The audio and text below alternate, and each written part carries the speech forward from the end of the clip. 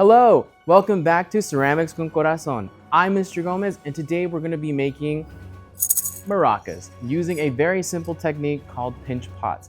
Now, I'm going to take you from the first step to the last step and making sure we get that little sound going, all right? Hope you like, subscribe, and comment. See you guys later. All right, guys, welcome to our maraca tutorial.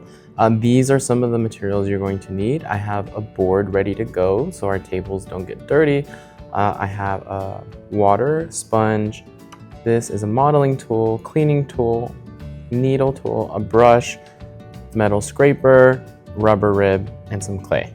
Now, we're first going to start with a clay about this size. It's probably a pound. I'm going to split this in half, right? Equal parts so that we are doing the same thing for both sides of our maraca. Now this is important because we want to make sure we have enough room for our beads later. I also have a paper towel for later and I'll explain what that's for. So let's just start with getting our clay into a ball. All right, and we're going to follow the same way of doing our pinch pots. Both of these will turn into pinch pots and we will then fuse them together. So let's get started.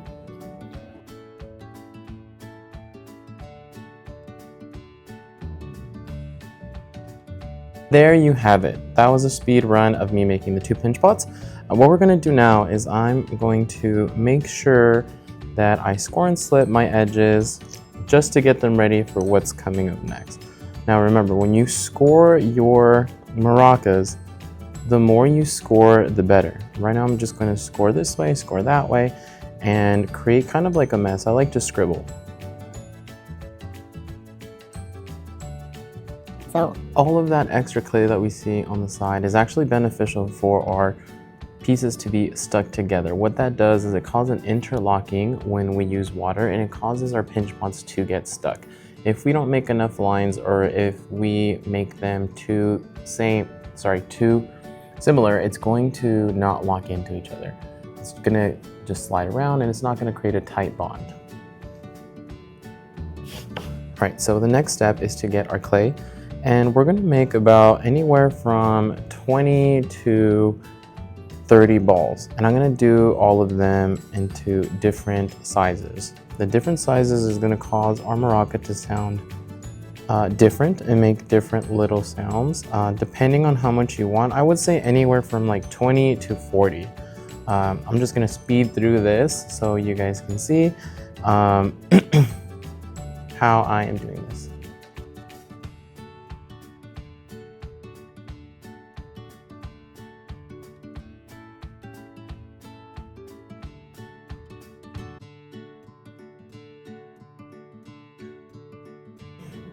All right, so I made 9 rows with 5 down, so that's 45, a little bit over, just because my pinch pot is actually pretty deep, like this one here, and this one too.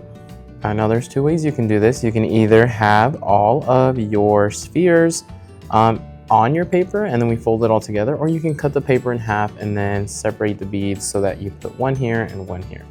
What we're gonna do today is just put them all on the same paper. And then we should be good. If you want to make these nice and smooth, you can. The whole purpose of this paper is to make sure that they do not stick to our walls. And when it's in the kiln, it will separate and the paper will burn off. Don't worry too much about that. Once we put a hole in our maraca, that will allow the ash to fall out. Just make sure to shake it out when it comes out. Okay, it'll look something like this. We're gonna fold this way, we're gonna fold that way, and fold this way and this way. That way, when our stuff is moving around, when we're shaping it or manipulating it, the beads aren't just falling out easily. Now, we have our 2 pinch pots here. I just kind of stuffed it in there. Notice I didn't press hard on it, so don't do that. You're gonna get some water, use your brush, and we're gonna make sure that these edges are nice and moisturized. Notice I didn't smooth out my pinch pot that much because at the end we are going to simply squish it together, all right? You're probably thinking, where are we gonna go from here? What we're gonna do now is we're gonna grab our modeling tool and we're going to just blend in these edges. All right, now that looks like a hot mess. So what we're gonna do is we're going to gently tap our nice little sphere and get it into a nice shape. Try to dry out the clay a little bit with your hands. If it's still very wet, definitely keep tapping it. What you can do is move your board to the side, and this is a fast way for students to get their surface nice and smooth without having to use a metal scraper or the rib. We're gonna lay our ball on the table. We're just going to roll it around.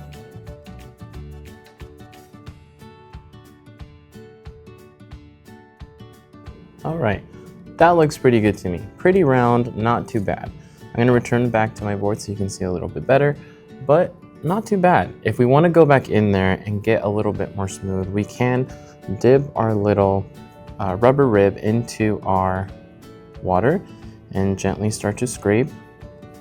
Oops, I made a divot right there. You can also smooth with your finger, but depending on what you're making, let's say we're making like a basketball or a baseball, softball, whatever. We want to make sure it's nice and round. So we're going to want to keep spinning and spinning and spinning until we get that nice flat surface. If you have divots, just pinch a little clay, dip it in some water, fill that gap, and then smooth out. All right. But for the sake of this video, we are going to design something very simple. The one I did for my students was this one, right? Weird little guy that looks like a strawberry with some eyes, a mouth, and the top flower. I'm gonna turn this one into an orange. So what I want to do, in case you want to do some eyes, is this. Roll a nice sphere, like this, okay? These will serve as your pupils. We're going to cut this in half. All right. Round them back out, make sure the bottom stays nice and flat, and that's going to serve as a way for us to score and slip this onto our piece and having a nice flat surface. All right, we're just going to measure them, make sure they're about the same size. Perfect. Now we're going to get some clay about a little bit bigger than the amount we got before, and we are going to cut this into 4 sections. 4. Okay, we're gonna cut it in half one time and one more time. These are gonna serve as our eyelids to our eye. And what I'm gonna do is first measure it out. I'm gonna use this one.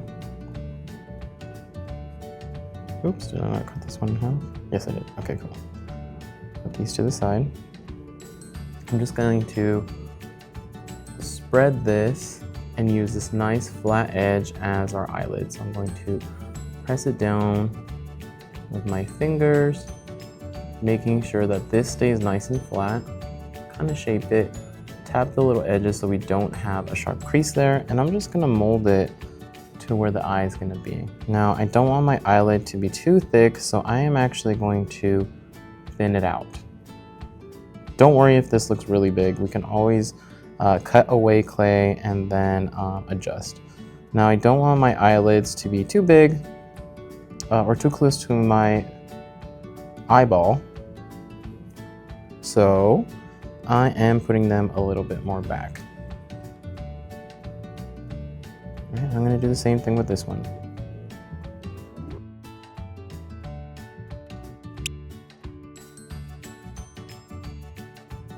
Okay, perfect. Now, on this side, I'm going to score it. And I think I want to do it right about here.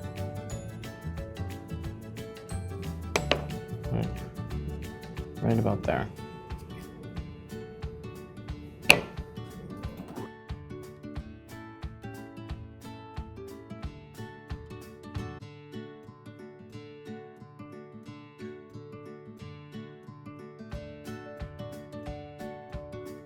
So what I'm gonna do next is make the mouth. Now, the way I make the mouth is pretty simple. I just roll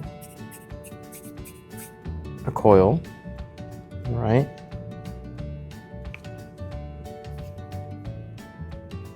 And then I cut it. I wanna make sure it's nice and even all the way through. And so when I curve it,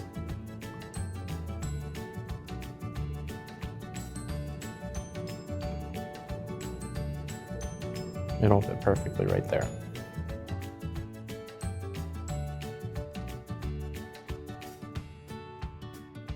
I like it.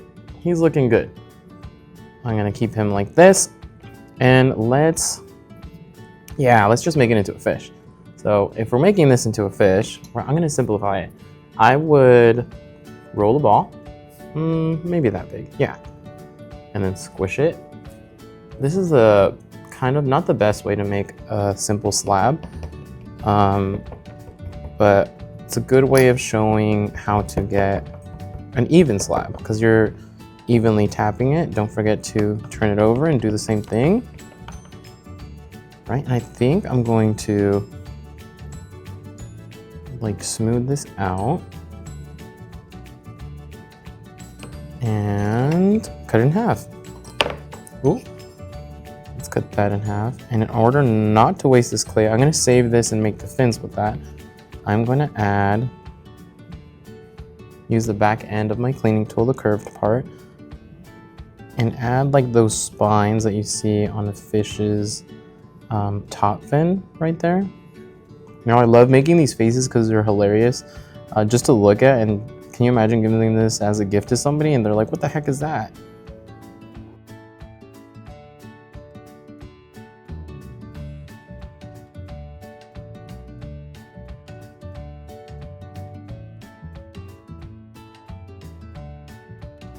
Okay, so you guys can see what I'm seeing.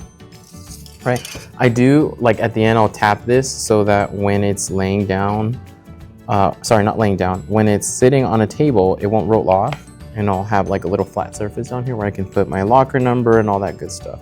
I'm gonna turn this into the side fin right here. I think I might even curve it. I think I'm just gonna cut off, like make it like a little curve so it's easier for me to attach this and it'll look more natural. And same thing, I thought I messed up. So I'm going to, this is going here. You guys see it? Do you see the vision? Yeah, all right, so I think I'm going to create the fins like that. If this looks weird, it's okay, we can fix it later. All right, and same thing, I'm gonna add it right there.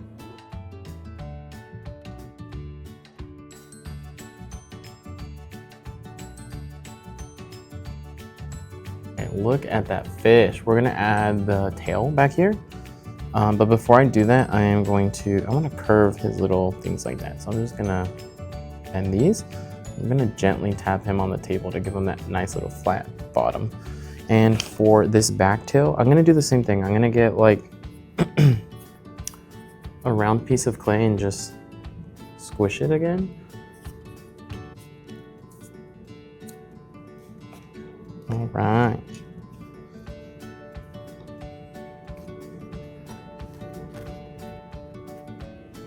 And I think now that it's here, I kind of want to like keep it round, but like curve it in like this.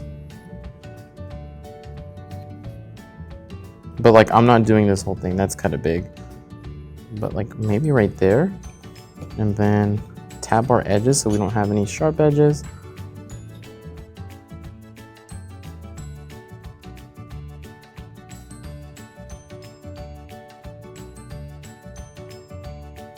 Awesome. Right, so it is touching the ground like that. Do you see how it's touching my palm?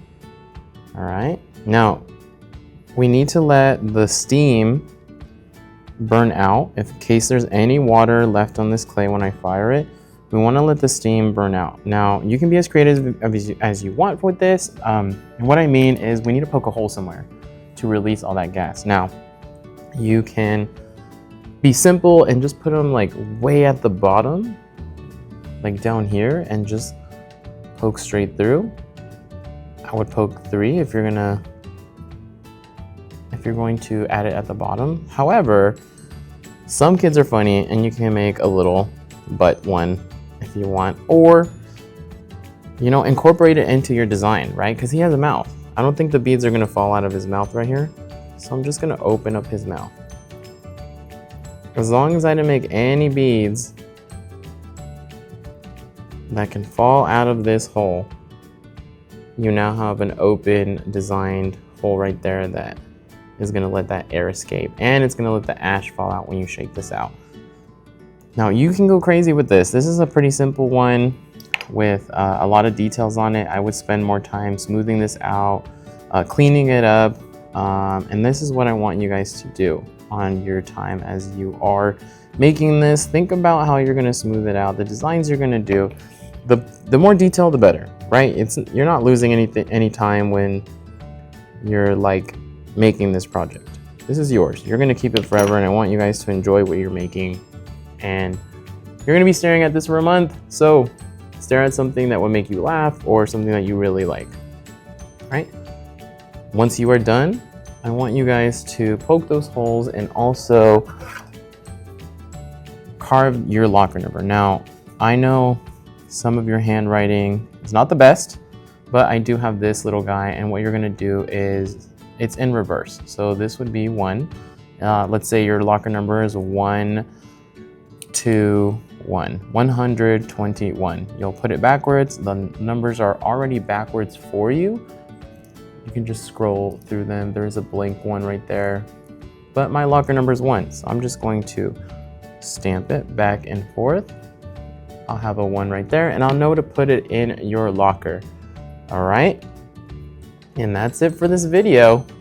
There you have it, a fat little fish maraca. See you guys in the next one. All right, you guys, that concludes our video for our maraca. I hope you enjoyed it. I hope you learned something new. We'll catch you in the next one. Comment, like, subscribe, all that good stuff, and I'll see you guys next time. Adios.